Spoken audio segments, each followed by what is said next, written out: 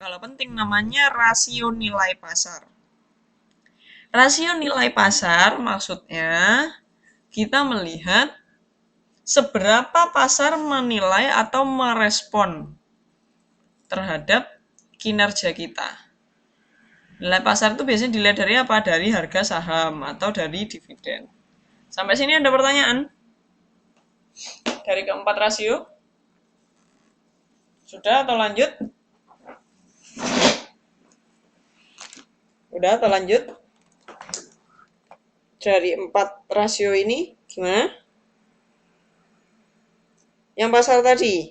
Yang pasar, rasio nilai pasar itu adalah seberapa besar perusahaan kita direspon oleh pasar. Maksudnya apa? Pasar itu yang kita maksudkan adalah pasar apa? Di BEI itu loh. Pasar modal. Jadi kalau nilai saham biasanya dicerminkan dari nilai saham ya. Jadi kalau misalnya nilai saham kita tinggi, berarti kita direspon baik oleh pasar. Ya, atau sebaliknya. Atau bisa dilihat juga dari dividennya. Pokoknya yang berhubungan dengan saham, dividen, nah itu berarti rasio nilai pasar. Ya, saya lanjutkan ya. Oke. Nah, sekarang kita ngomong leverage. Leverage itu ada dua yang penting untuk diingat. Yang pertama debt to equity. Debt itu maksudnya hutang. Equity maksudnya modal. Jadi kalau ingat-ingat rumusnya apa? Debt to equity, hutang dibagi modal. Ya. Karena leverage itu tadi kan melihat seberapa bisa nggak sih kita itu perusahaan kita mengelola utang kita gitu. Jadi kita melihat proporsi hutang terhadap keseluruhan modal. Jadi kalau teman-teman lihat di T account itu neraca itu ya, itu kan bentuknya T gini. Itu kan ada yang bentuknya ini aktiva, ya kan? Dan di sini tuh kan ada yang bentuknya hutang, ada yang di sisi modal. Nah, ini kita lihat gedean mana hutangnya sama modalnya. Itu dari rasio namanya debt to equity. Ya. Ini kan debt, ini equity. Aduh, maaf ya kalau tulisannya jelek. Jadi gedean mana debt sama equity? Jadi mending mana? Banyakan debt-nya atau banyakan equity-nya? Banyakan debt atau banyakan equity? Bagusan yang mana? Bagus equity. Bisa jadi. Bisa jadi bagusan equity, bisa jadi banyakan debt. Tapi sebagian besar lebih baik kalau equity-nya lebih besar. Kenapa? Karena kita tidak perlu menanggung nilai biaya bunga yang terlalu tinggi. Oke. Nah, sekarang yang kedua ada namanya time interest earn. Itu laba operasi ditambah penyusutan dibagi bunga. Nah, sekarang kita ada melihat faktor yang kedua, yaitu faktor bunga. Time interest earn itu melihat kemampuan membayar bunga. Kenapa Bu kok lihatnya cuma dari laba operasi? Iya, karena satu-satunya penghasilan yang paling bisa diandalkan untuk membayar bunga hanya laba. Kita nggak bisa mengandalkan membayar bunga dengan ngutang lagi. Ya, jadi time interest earn itu memperkirakan apakah laba yang kita hasilkan itu cukup untuk membayar bunga. Ya, kalau proporsinya semakin tinggi, berarti semakin baik. Tandanya laba kita sudah sangat cukup untuk bayar bunga. Oke, sampai sini bisa dimengerti? Lanjut, lanjut, lanjut. Oke, sekarang yang kedua ada namanya liquidity. Liquidity itu berasal dari kata liquid. Ya. Kalau liquidity, ya teman-teman ingat-ingat, liquid itu kan yang lancar, yang cepat. Nah, kalau lancar berarti semua yang ada di rumusnya liquidity itu yang lancar-lancar. Ya. Kalau current ratio itu aktiva lancar dibagi hutang lancar. Balik lagi saya gambar T account ya. Atau neraca, di sini ada aktiva lancar. Nah, di sini di sebelahnya aktiva lancar ini ada hutang lancar. Kalau tadi kan debt to equity kita membandingkan yang sisi kanan atas sama bawah. Yang sekarang kita membandingkan Nah, ini kalau saya gambar T ini matanya. Kalau tadi itu, kalau debt to equity itu membandingkan antara matanya sama pipinya, gedean matanya atau pipinya. Nah, kalau sekarang itu membandingkan mata kiri sama mata kanannya. Ya. Bagusan mana? Semakin tinggi semakin bagus atau semakin rendah semakin bagus? Mata kanan mata kiri ya. Lebih mending ketip-ketip atau dua-duanya melek atau dua-duanya merem? Gimana? Kalau current ratio.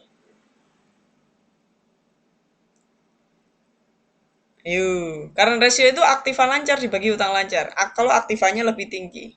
Berarti lebih bagus kalau mata sebelah kanannya melek, mata kirinya merem. Nah, jadi lebih bagus kalau ini gini. Nah, ini matanya ini lebar nih, gede. Nah, itu kalau current ratio.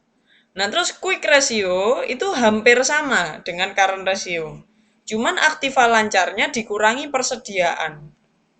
Nah, sekarang saya tanya, kenapa mesti dikurangkan persediaan sih? Kenapa sih Mbak kok mesti dikurangi persediaan? Kenapa coba? Yang bisa jawab?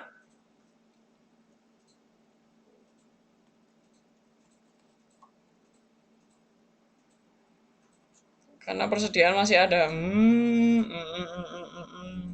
Yang lain gimana? Mas-mas yang cakep, mbak-mbak yang cantik, semoga masih seger ya. Gimana?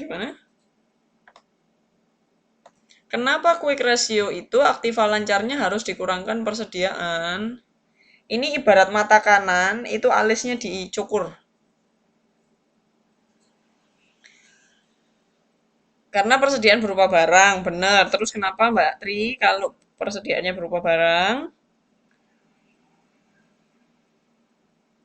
Kalau persediaannya berupa barang, berarti dia terima kasih Mbak Santi. Karena dia masih butuh proses untuk dijadikan kas lancar. Nah, sedangkan ini kan judulnya quick. Quick itu berarti apa? Cepat. Kalau masih jual-jual dulu itu kelamaan. Hmm? Kelamaan. Nah, berhubung nggak mau lama-lama, persediaannya dikurangkan aja. Ya? Oke, lanjut. Rentabilitas. Ya. Rentabilitas yang pertama, kita membahas rentabilitas ekonomi. Kemampuan aktiva memperoleh laba dari operasi.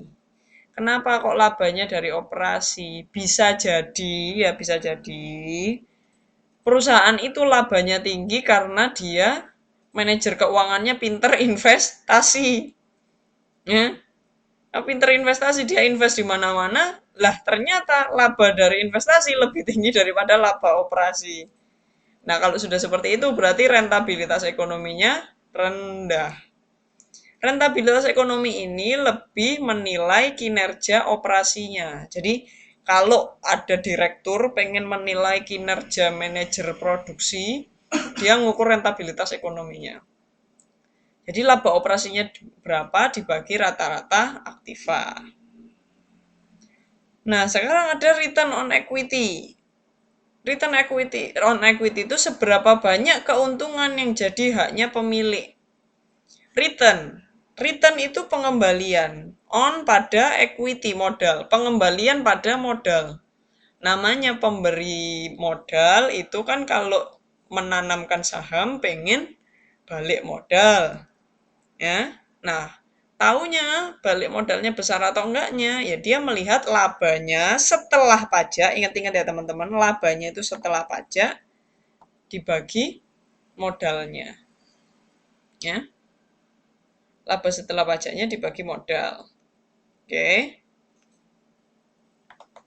Terus rentabilitas yang lain tadi kan ROE. Itu equity, jadi pengembalian pada modal. Sekarang ada ROI, return on investment. Pengembalian pada investasi. Kalau yang tadi laba setelah pajaknya dibagi modal, sekarang laba setelah pajaknya dibagi rata-rata aktiva.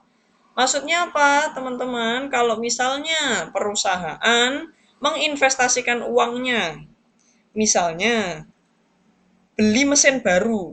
Nah, dia pengen tahu seberapa besar sih mesin ini itu bisa bekerja dengan baik, apakah investasi saya dalam bentuk pembelian mesin itu sudah bagus atau enggak, menilainya dengan ROI. Kenapa? Nah, kalau saya beli aktivanya itu misalnya senilai 1M sedangkan laba saya 500 juta, berarti return on investment saya baru setengahnya. Nah, return itu teman-teman ingat-ingat ROI ataupun ROE atau ROA semuanya lebih bagus kalau lebih tinggi. Ya. Nah, sekarang ada yang terakhir namanya profit margin. Profit margin itu nilai keuntungan dari setiap penjualan. Profit, pokoknya teman-teman kata kuncinya di mana ada di profit. Margin, margin itu selisih ya. Jadi selisih laba. Maksudnya apa? Itu menilai labanya dibagi penjualannya itu berapa sih? Jadi kasarannya kalau kita ngomong untungnya itu berapa persen? Ya, untungnya itu seberapa besar? Kenapa kita melihat labanya dibagi dengan nilai penjualannya atau harga jualnya? Sorry, bukan harga jual, total penjualan. Laba operasi dibagi total penjualan. Sampai di sini, apa saya kecepatan atau gimana? Apa sudah mulai nguap-nguap, ngantuk, capek, kesel? Gimana?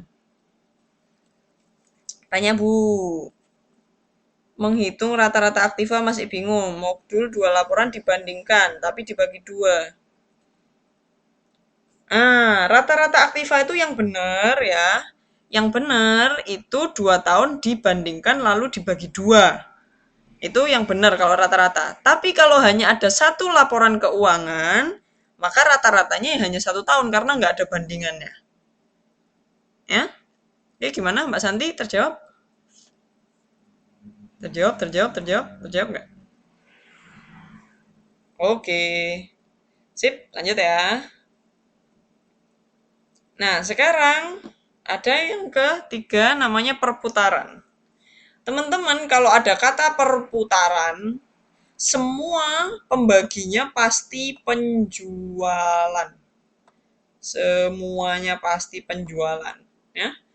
Tinggal kita lihat aja, kalau perputaran aktiva berarti penjualannya dibagi rata-rata aktiva. Kalau perputaran piutang berarti penjualan dibagi rata-rata piutang. Kalau persediaan berarti penjualan dibagi rata-rata persediaan. Gampang toh? Gampang ya? Skip, lanjut. Gimana? Lanjut. Jelas ya, gampang diingat ya. Nanti kalau ujian rumusnya harus di luar kepala ya. Gimana? Lanjut. Saya lanjutkan. Nah, sekarang rasio pasar. Ya. Teman-teman ingat tadi kalau saya ngomong rasio pasar itu yang ada di atas pasti harga sahamnya. Rumusnya akeh, iya Mbak, akeh. Dulu saya juga pernah mengalami kuliah S1 dan harus ngapalin rumus sebanyak ini. Tapi teman-teman ya, kalau bisa jangan diapalin ya, dipahami aja. Contohnya gini tadi, kalau misalnya teman-teman ingat, Mbak Nila bilang tadi perputaran itu kalau perputaran itu atasnya pasti berupa penjualan. Udah ingat-ingat gitu aja. Terus tadi ingat-ingat kalau debt to equity, debt itu kan hutang, equity itu modal, berarti hutang dibagi modal. Udah kayak gitu-gitu ya. Nah, sekarang teman-teman ingat lagi, kalau saya bilang pasar berarti yang ada di atasnya itu pasti harga saham. Nah, sekarang itu ada 2 yang paling penting dalam rasio pasar yang sering dibandingkan orang, yaitu PER. PER itu apa? Per. Sip, sama-sama Mbak Triani. PER atau PER itu adalah price earning ratio. Price itu apa? Price itu harga. Earning itu pendapatan. Nah, teman-teman kalau ingat, kalau price earning atau biasanya dituliskan dengan gini. P/E ratio. Ini biasanya kalau di majalah-majalah itu gini. Kalau di majalah keuangan ya, biasanya tulisannya gini. PE ratio. P itu kan harga, E itu earning. Berarti kalau teman-teman ingat rasio pasar, P/E itu adalah P-nya itu harga, dibagi E itu earning atau laba. Berarti harga dibagi laba. Karena ini rasio pasar, berarti semua harus berkenaan dengan saham. Harga dibagi labanya saham. Oke.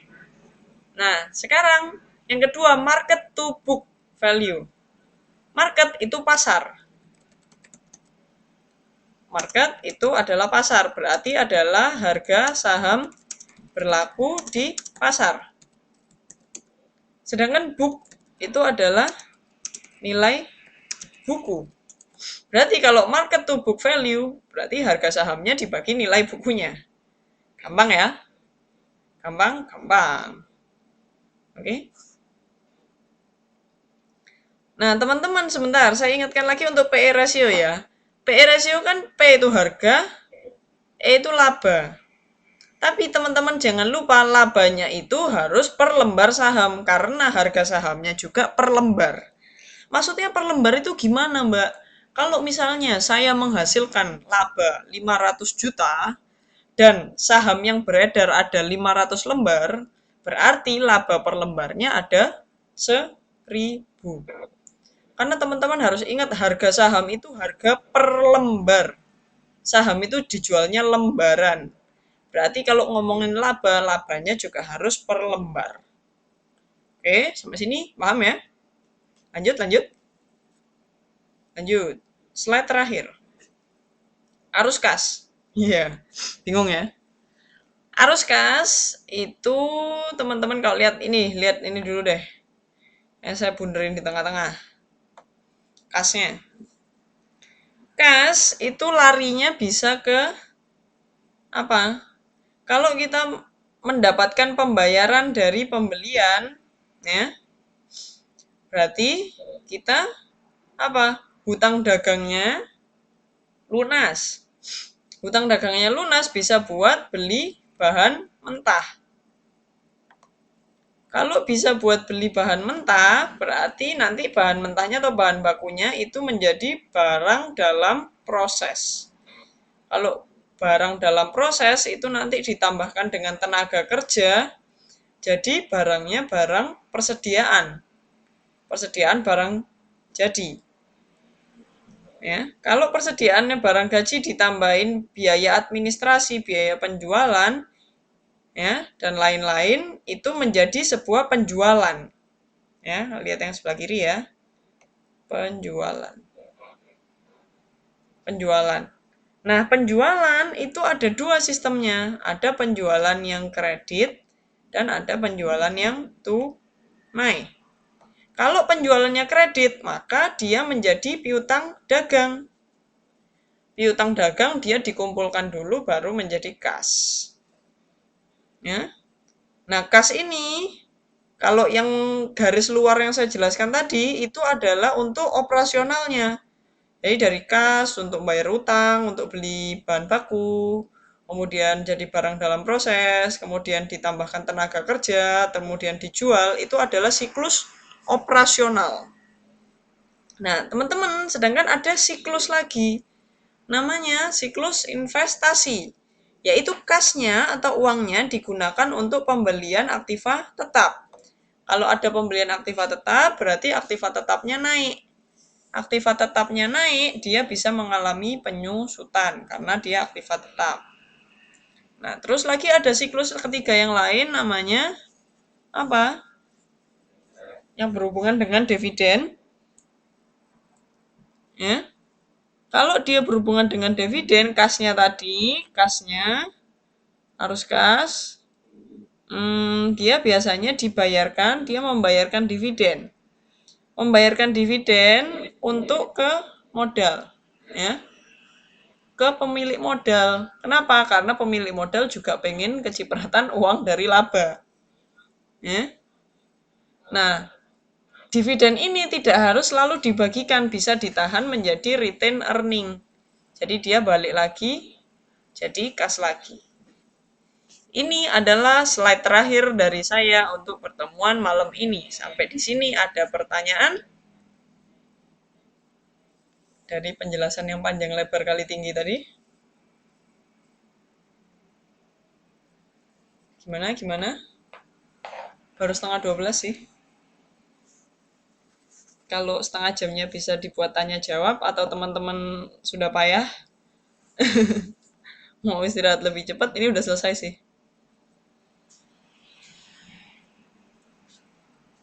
Gimana gimana? TikTok TikTok TikTok. Halo. Titit titit titit titit.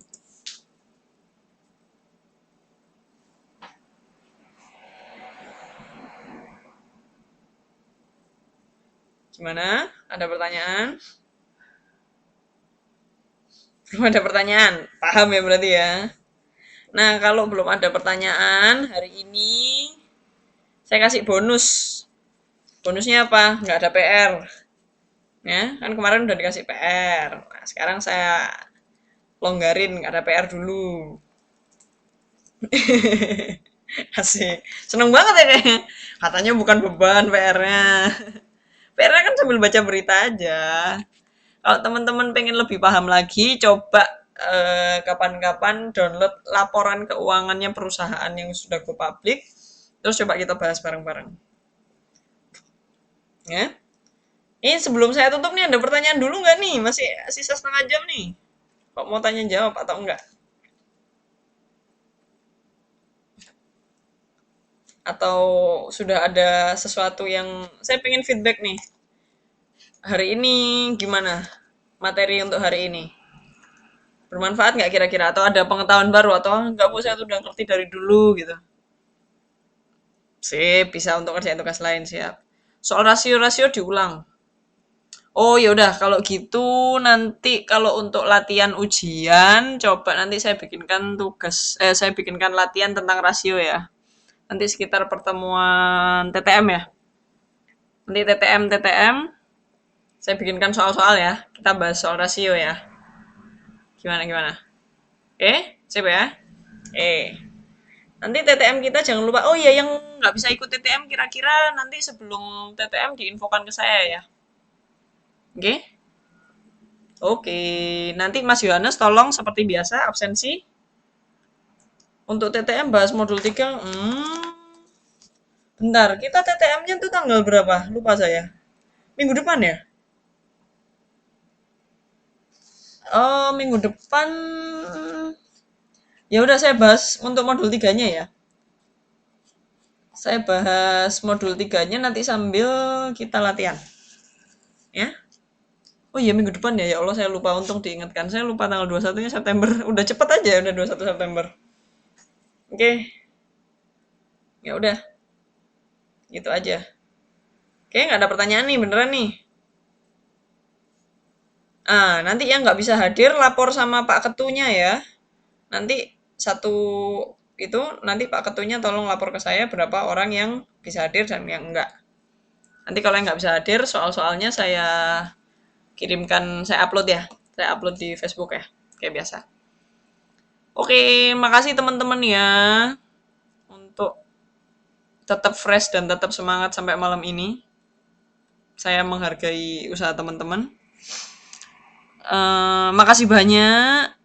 Streaming TTM. Nanti itu direkam ya. Nanti saya rekam, saya bawa kamera. Ya, nanti saya upload kayak biasa. Ini insya Allah kalau kita masih, karena kita masih punya setengah jam, nanti saya upload juga. Saya coba upload sekarang, mungkin nanti bisa diinfokan ke teman-temannya. Saya kasih linknya nanti, saya post di Facebook. Oke? Makasih banyak teman-teman, selamat istirahat. Saya kasih bonus istirahatnya lebih cepat dari biasanya. Dan nggak ada PR.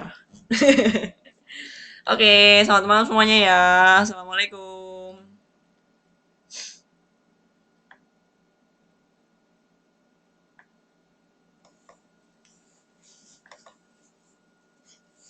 Bentar, di upload dulu.